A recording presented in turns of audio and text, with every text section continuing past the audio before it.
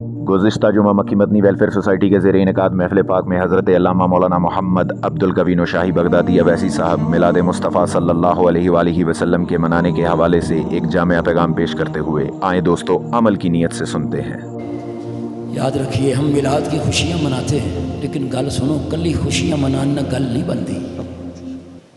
سبحان اللہ۔ اکیلی خوشیاں منانے سے بات نہیں بنتی، اکیلی جھنڈیاں لگانے سے، لائٹنگ کرنے سے، لنگر پکا کر کھلا دینے سے ہم سمجھتے ہیں ہم بڑے فنے خواہ ہو گئے، ہم بڑے سخی ہو گئے، ہم بڑے عاشق ہو گئے۔ یاد رکھیے قرآن نے کہا ہے والعصر، اللہ نے قسم اٹھا کے بات کی ہے، حالانکہ اسے قسم اٹھانے کی ضرورت نہیں ہے۔ فرمایا والعصر، مجھے زمانے کی قسم، ان الانسان لفی خسر، انسان نقصان میں ہے۔ بڑے بڑے کاروباری لوگ بیٹھے، کاروباری ہو یا نہ ہو، کوئی بندہ نقصان برداشت کرتا ہے؟ میں نے لوگوں کو پیسے پہ جھگڑتے دیکھا ہے۔ وہ کہتے ہیں پیسہ ہوگا تو 2 پیسے بنیں گے، بلکہ کہتے ہیں 10 روپے پہ لیں باقی، ہے نا کاروباری نظریہ۔ رب تعالی نے فرمایا ارے دنیا کا نقصان نہ برداشت کرنے والے، ان الانسان لفی خسر، انسان گھاٹے میں ہے۔ یا اللہ بتا دے گھاٹا دور کیسے ہوگا؟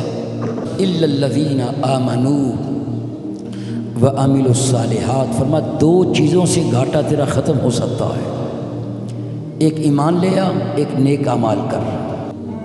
مجھے نہیں جواب دینا، میں نے اپنے آپ کو جواب دینا ہے، آپ نے اپنے آپ کو جواب دینا ہے۔ ایمان تو اب لے آئے الحمدللہ، اور ایمان کے کس درجے پر ہے یہ ہر بندہ جانتا ہے۔ مجھے پتا ہے میرا ایمان کتنا کامل ہے، آپ جانتے ہیں آپ کا ایمان کتنا کامل ہے۔ چلو ایمان لے آئے، نیک کام ہم کتنے کرتے ہیں؟ اگر نیک کام نہیں کرتے تو ابھی ہم آدھے گھاٹے میں ہیں، آدھے گھاٹے میں اب بھی ہم ہیں۔